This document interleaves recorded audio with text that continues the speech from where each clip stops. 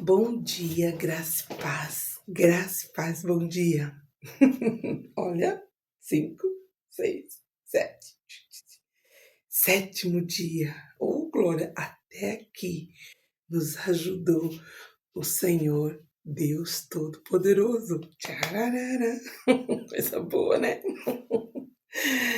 Jejum e milagres. Olha que tema extraordinário. Tema lindo, maravilhoso. Nós acreditamos que através dos milagres, o Evangelho, a mensagem do Evangelho é autenticada. Nós pregamos sobre milagres, eles precisam acontecer, certo? Nós acreditamos que através dos milagres, os incrédulos vão conhecer o poder de Deus. Através dos milagres, nós, enquanto discípulos, vamos provar desse conhecimento do poder de Deus. Milagre é tudo aquilo que nós não conseguimos fazer. Realmente só é possível para Deus. E no dia de hoje, nós estamos usando a história de Lázaro. Lázaro, olha que coisa linda. Lázaro, irmão de Marta e irmão de Maria. Maria, ela é aquela senhora que leva o vaso de alabastro de perfume e quebra nos pés de Jesus. Jesus tinha uma relação bastante estreita com essa família, né? Tanto que quando a gente conhece, quando a gente ouve falar de Lázaro, você é um amigo de Jesus. O amigo de Jesus, ele ficou conhecido como esse amigo de Jesus. Era assim que a família via. E o texto diz que Jesus amava, não era aquele amor generalizado, era um amor de homem mesmo, né? Para com uma pessoa, para com um grupo. Isso é possível, né? O próprio Jesus teve esse, eh, esse nicho de amigos mais próximos, mais chegados, né? E Marta, que é conhecida pelos seus afazeres, né? Ela, Marta e Maria, elas vão informar Jesus, né? Acerca do que está acontecendo. O seu amigo, o seu querido amigo, algumas traduções trazem assim, o seu querido amigo está doente. Você já está muito doente. E Jesus estava com seus discípulos numa outra localidade. E, e quando essa mensagem chega, Jesus fala que aquela doença não era para a morte. E os discípulos não perceberam. E Jesus os faz perceber, né?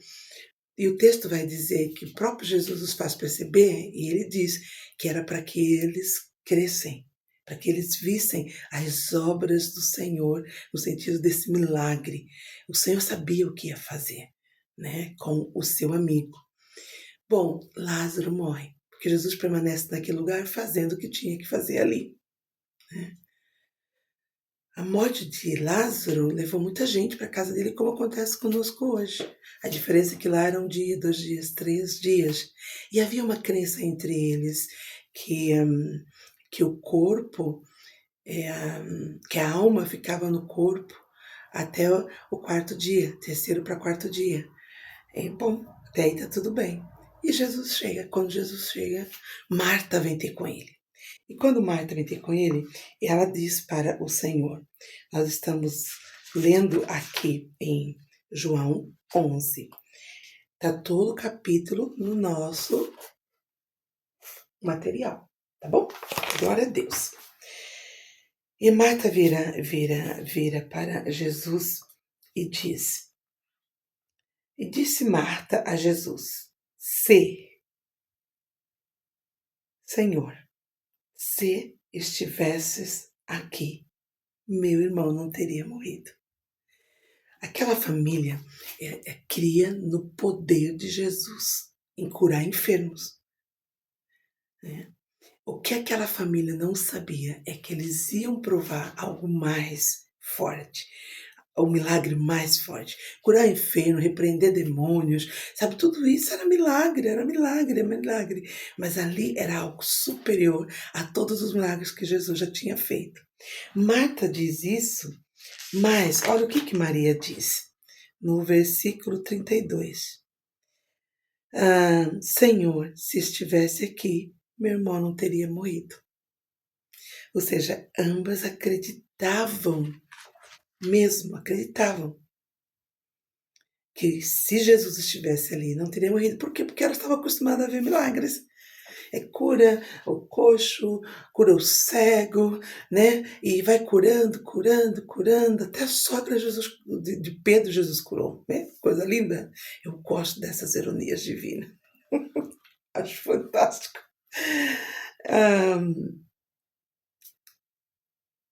As duas tinham uma base de fé, tinham uma crença, né? Marta, ela ainda cresce o seguinte: mas sei que, mesmo agora, Deus te dará tudo o que pedires. No fundo, Marta queria mais alguma coisa, né?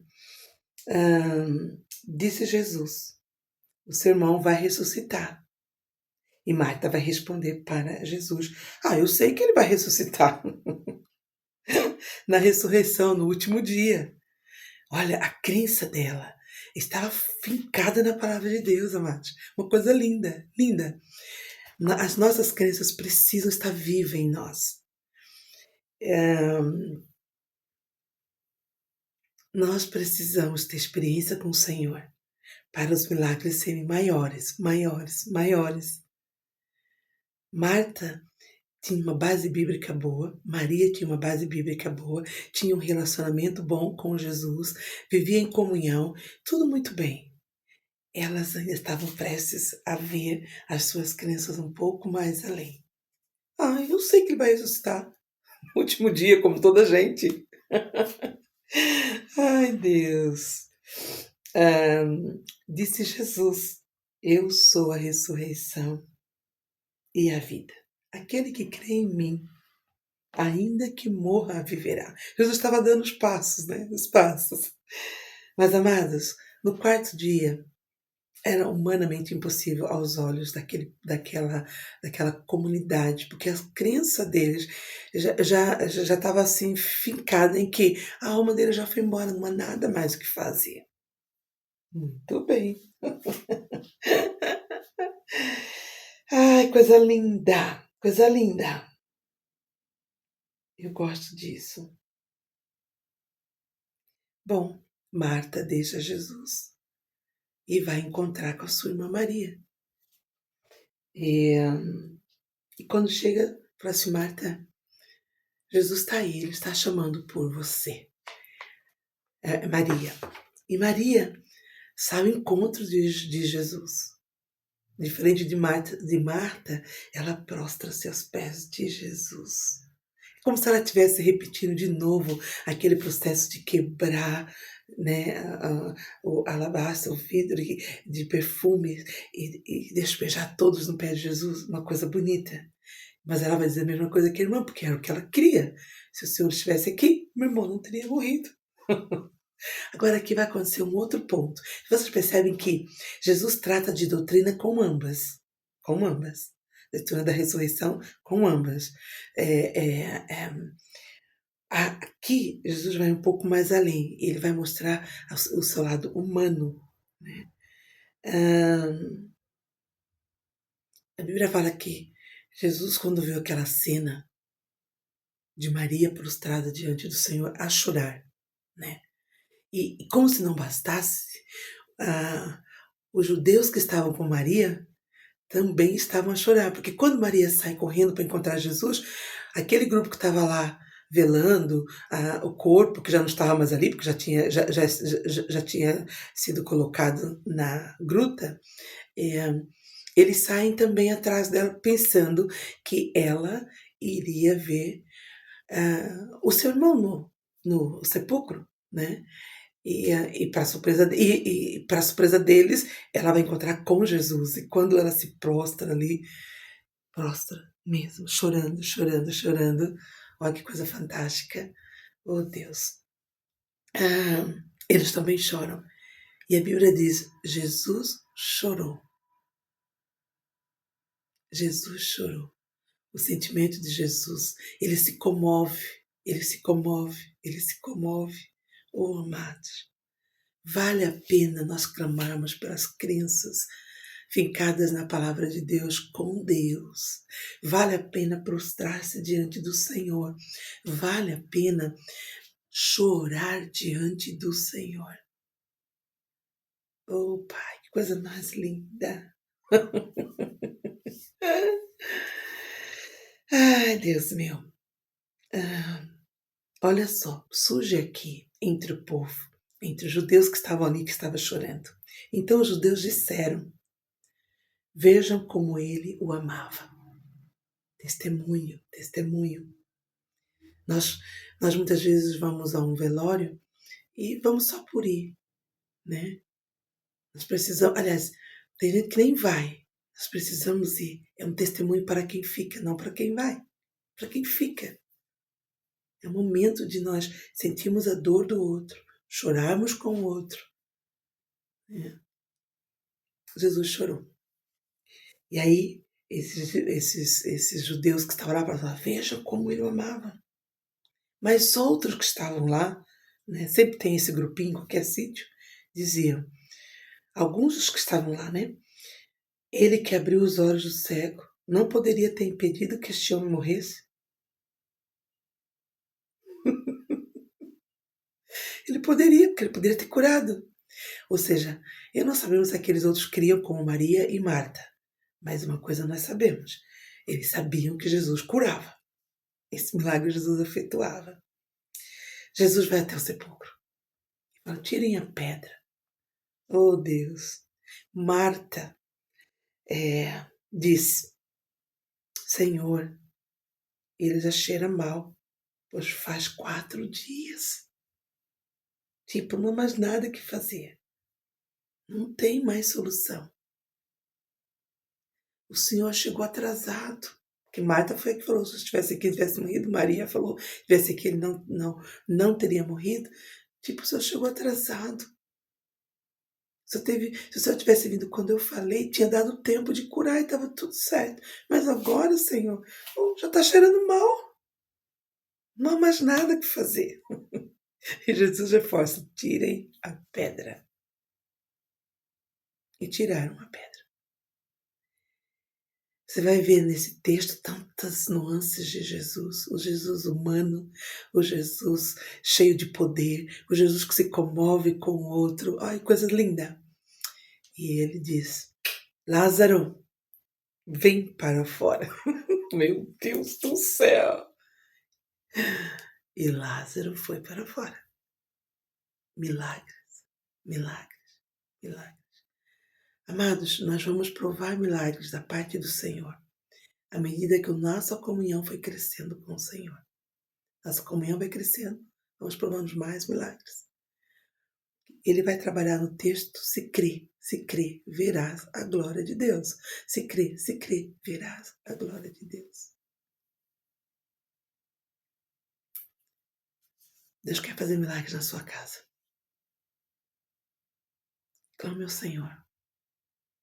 Faça como Maria, prostre, chore, clame. Quantas vezes, pastora? Não sei. Clamando. No caso aqui, uma vez. E Lázaro veio para fora. Pai, nós sabemos que os milagres, o Senhor produz milagres, o Senhor faz milagres. O Senhor tem esse controle extraordinário. E eu quero orar por um milagre no nosso coração, na nossa mente, na nossa alma. Um milagre de crer mais além. Aquelas mulheres criam que Jesus podia ter curado o irmão dela. Elas criam, não importa a doença. Mas agora já cheirava mal. Quantas vezes nós nos encontramos no mesmo patamar. Mas agora já não tem mais o que ser feito. Já não há mais o que ser feito. Perdão, Senhor. Perdão. Muitas vezes nós pensamos assim. Já não há mais nada, já passou da altura. E o Senhor está falando, eu quero que você conheça mais de mim, mais dos meus milagres. Obrigado, Senhor, porque o ar que eu respiro, o ar que nós respiramos, é um milagre. Obrigado. Deus abençoe você, a sua casa. E que Deus use a sua vida para trazer milagres. Você é um milagre. Muitos beijinhos!